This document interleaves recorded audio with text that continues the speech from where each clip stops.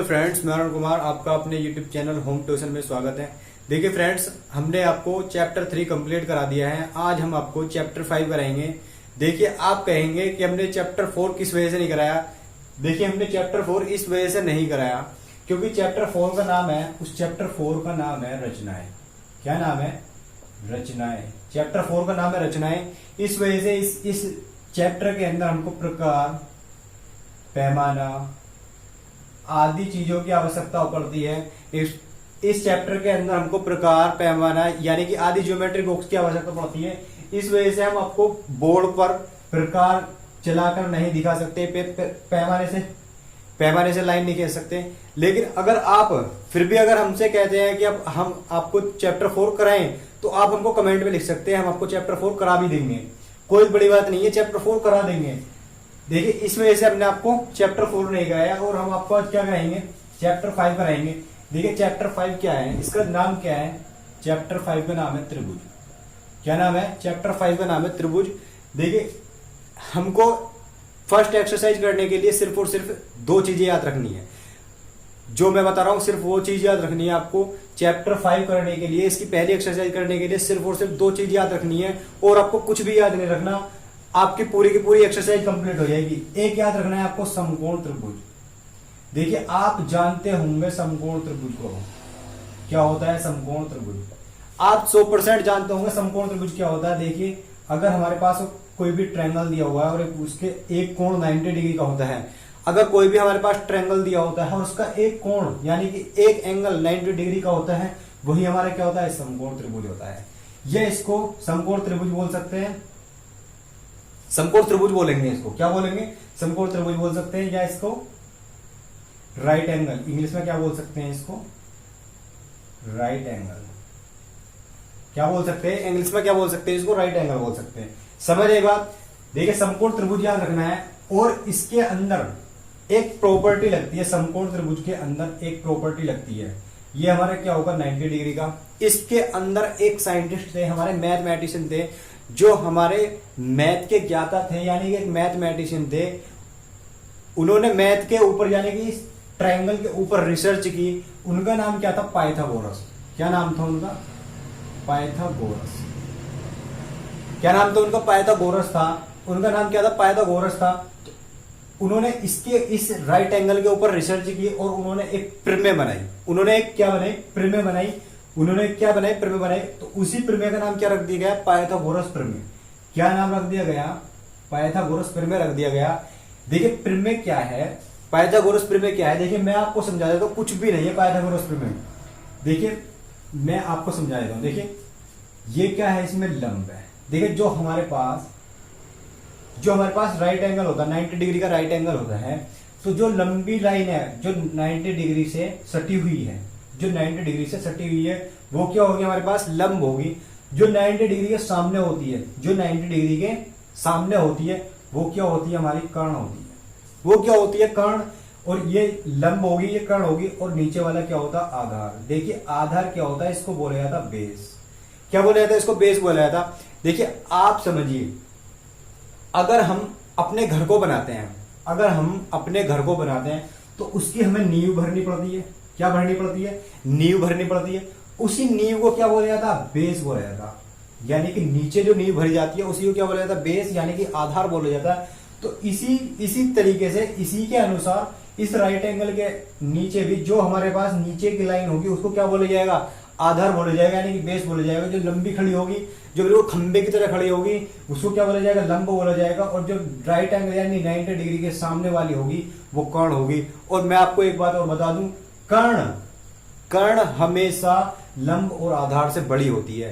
कर्ण हमेशा, इसके अंदर 3, जब हमारे पास त्रिभुज है तो इसके अंदर 3 ही लाइन होंगी, और 3 लाइनों में कर्ण जो होगी वो लंब और आधार से सबसे बड़ी होगी। देखिए, अब हम आपको एक्सरसाइज स्टार्ट कर रहे हैं। क्या कर रहे हैं? एक्सरसाइज स्टार्ट कर रहे हैं। एक्सरसाइज है हमारी 5A। कौन सी एक्सरसाइज है हमारी? 5A। इसका पहला सवाल है, देखिए, अगर आपको पढ़ना है तो आपके पास किताब तो जरूर होनी है। अगर आपके पास किताब नहीं होगी तो आप कैसे पढ़ेंगे? तो इसी वजह से हम आपको सवाल सोल्व कराते हैं, लेकिन हम स्क्रीन पर नीचे आपको सवाल भी दे देते हैं। स्क्रीन पर नीचे आपको सवाल भी देते हैं, लेकिन अगर आपके पास बुक होगी तो आप और बेटर तरीके से समझ सकते हैं। इसी वजह से इसका पहला सवाल है, पहला सवाल क्या है इसका, आकृति 5.17 में कोण बी समकोण है, कोण बी समकोण है, भुजा सी ए की माप ज्ञात कीजिए। देखिए इसके 4 ऑप्शन दिए हुए हैं, इसकी एक आकृति दी हुई है। आकृति क्या है, एक ट्रायंगल दे दिया हमको, एक त्रिभुज दे दिया, क्या दिया हमको, एक त्रिभुज दिया, एक त्रिभुज दिया, देखिए बड़ा सा बना लेते हैं, एक त्रिभुज दिया। इसके ये वाली साइड कितनी दे रखी है, 6 सेंटीमीटर, ठीक है। ये क्या है इसका ए, ये क्या है बी और ये क्या है सी, ये है 8 सेंटीमीटर। देखिए इसमें क्या बोला है, सी ए की माप ज्ञात करनी है, सी ए की माप ज्ञात करनी है। और हमारी जो भुजा, जो कोण बी है, जो कोण बी है वो समकोण यानी कि 90 डिग्री है। समझ आई बात, जो हमारा कोण बी है वो 90 डिग्री है और हमें सी ए की वैल्यू ज्ञात करनी है। तो आप एक बात बताइए, जो मैंने आपको समझाया था पाइथागोरस प्रमेय के अंदर, ये क्या होती है हमारी लंब, ये क्या होती है हमारी आधार, ये क्या होती है कर्ण।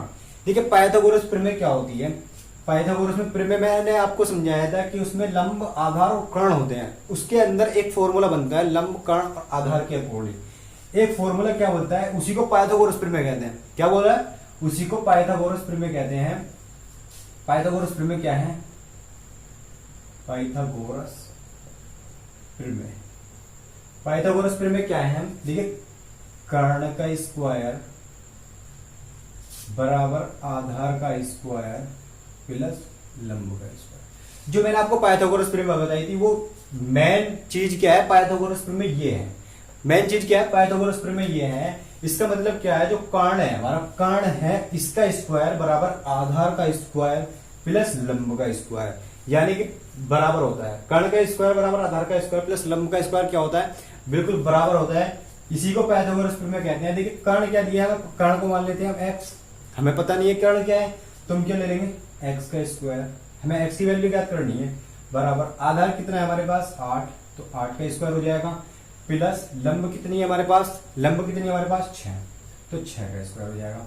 8 अट्ठे कितने हो जाएंगे 64, प्लस 6 कितने हो जाएंगे 36। समझ आई बात, एक्स स्क्वायर कितना हो जाएगा, एक्स स्क्वायर हो जाएगा 64 और 36 कितने हो जाएंगे 100, और x की वैल्यू क्या आएगी, तो इधर ये स्क्वायर इधर जाएगा तो यहाँ क्या हो जाएगा स्क्वायर रूट हो जाएगा, स्क्वायर रूट 100, वैल्यू कितनी आएगी 10 सेंटीमीटर, वैल्यू कितनी आएगी 10 सेंटीमीटर वैल्यू आएगी इसकी।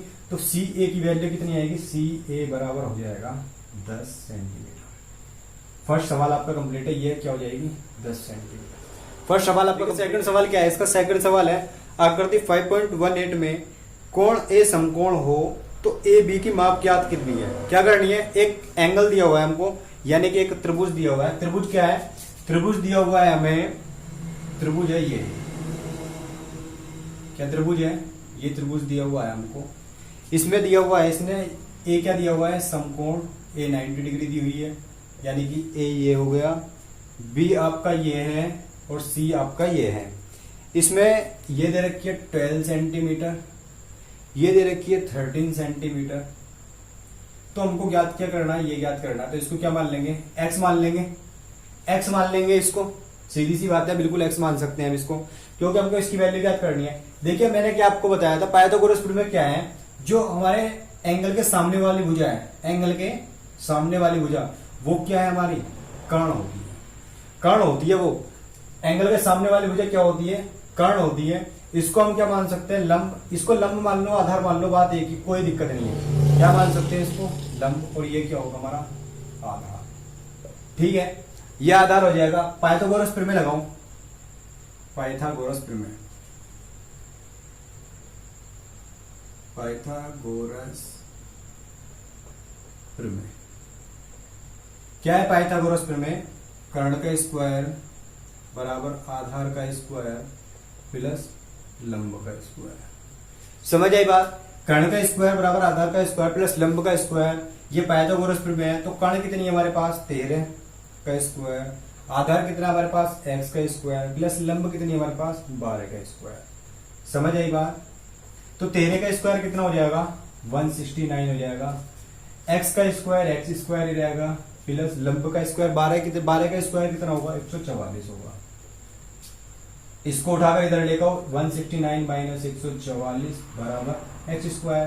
तो 9 में से 4 गए 5 और 16 में से 14 गए तो 2।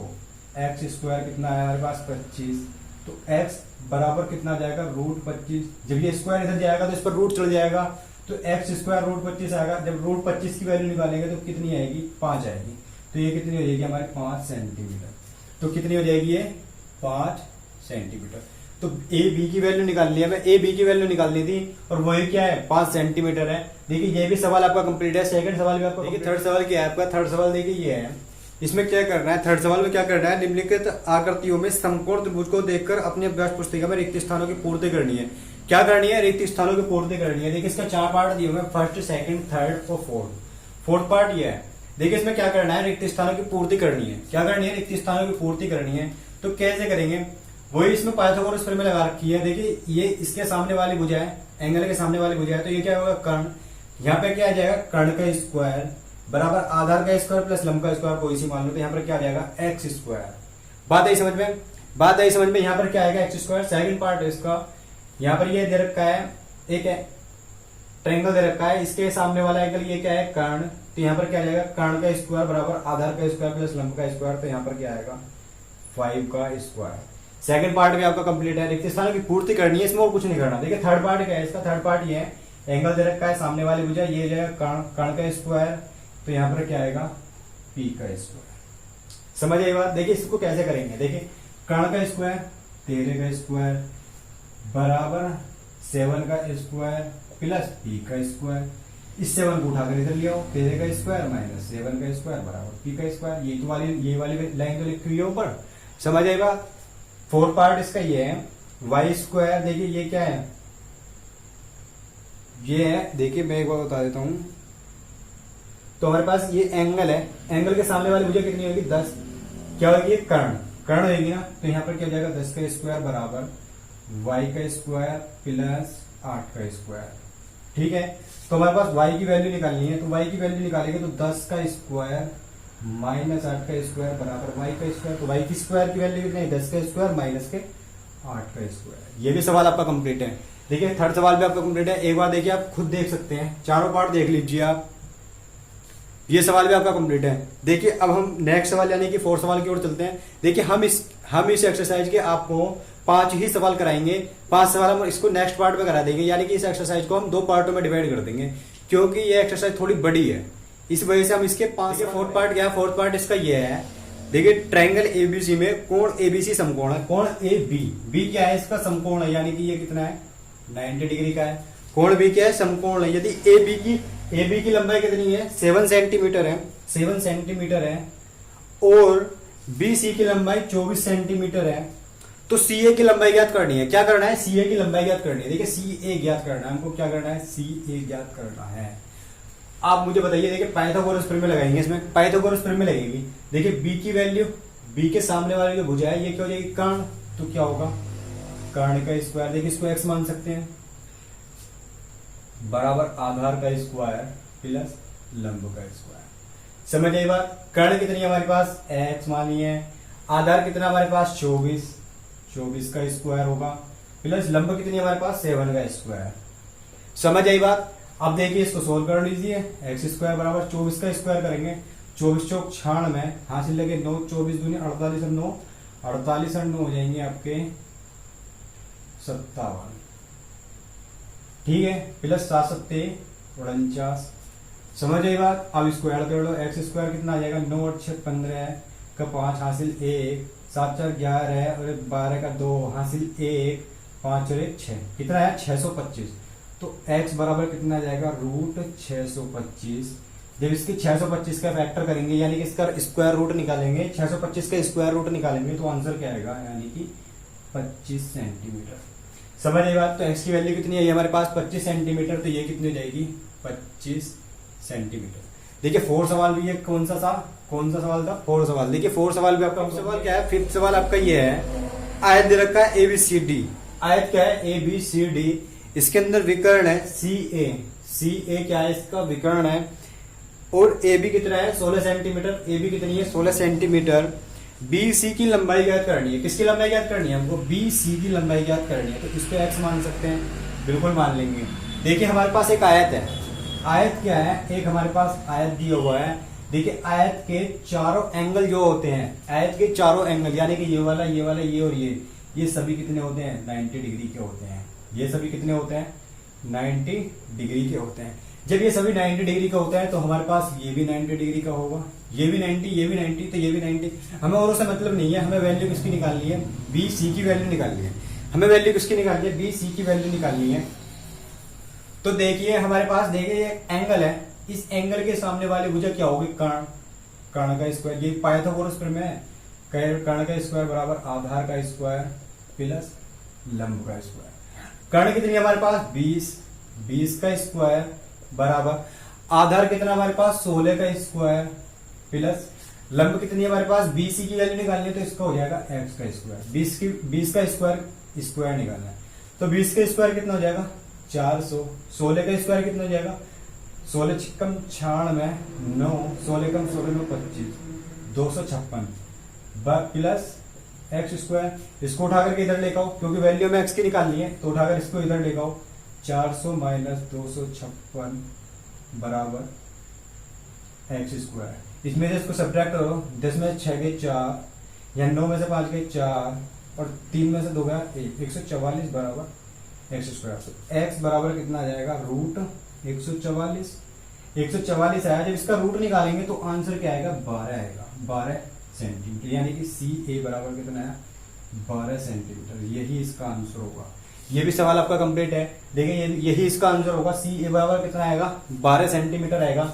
ये आपका सवाल कंप्लीट है। ये कितना आया, 12 सेंटीमीटर। देखिए हमने आपको 5 सवाल करा दिए हैं। हम 5 सवाल इसको नेक्स्ट एक्सरसाइज यानी कि पार्ट 2 में करा देंगे। इस वीडियो को हम पार्ट 1 और पार्ट 2 में कराएंगे क्योंकि ये एक्सरसाइज थोड़ी बड़ी है। इसके अंदर 10 सवाल हैं। हम पार्ट 1 में 5 सवाल करा दिए, इसके पार्ट 2 में 5 सवाल करा देंगे।